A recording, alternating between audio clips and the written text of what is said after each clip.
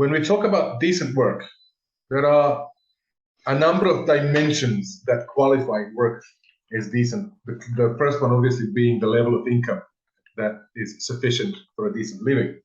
But one of these dimensions is also a path to a career, the content of work, the quality of what it's done, and the potential that it has for career development and growth. So let's take a minute to talk about the issues that non-standard forms of work or the platform economy has put in the field of education, training, skill development, and skill accreditation as the basis for career advancement.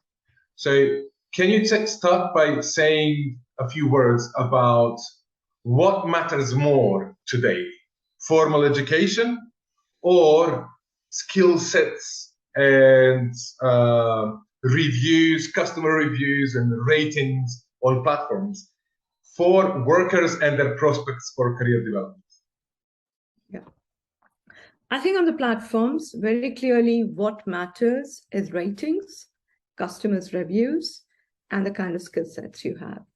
Formal education does not really matter.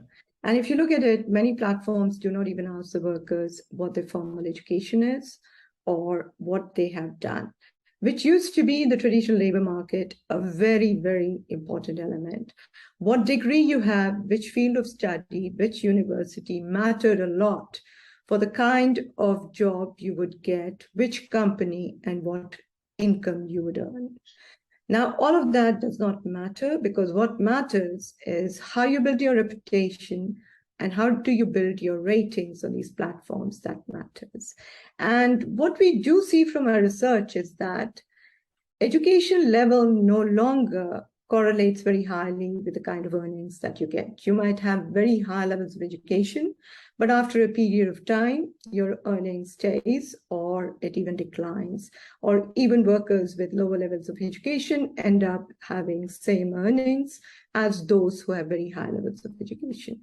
Now, this is very problematic, especially for workers in developing countries, where we always were told that education is the path for development, education is path for better incomes, education is a good path for career development. All of this no longer holds. The second point I do want to raise is that the content of work is becoming very, very, it's a problematic issue on platforms. Because what platforms do is they take a particular task, fragment into multiple tasks, and then they outsource it.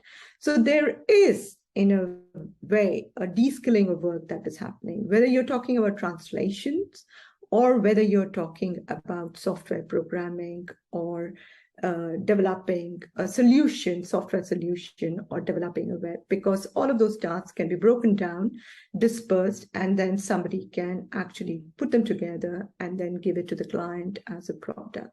Now, this kind of a de-skilling has huge repercussions on the workers for the skill development, and also to see, how do they actually put all of this within their CVs? That becomes a big issue.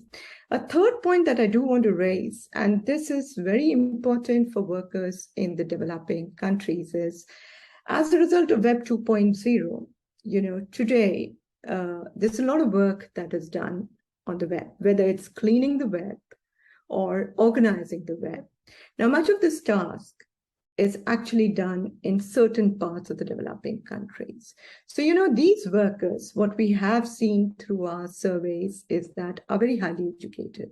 They often have post-graduation and sometimes have STEM education, that is science, technology, education, and mathematics. So, you're very highly skilled, but at the end of the day, the kind of jobs they do is basically that of web cleaning and data cleaning, like content moderation, where you are removing objectionable material out of the web.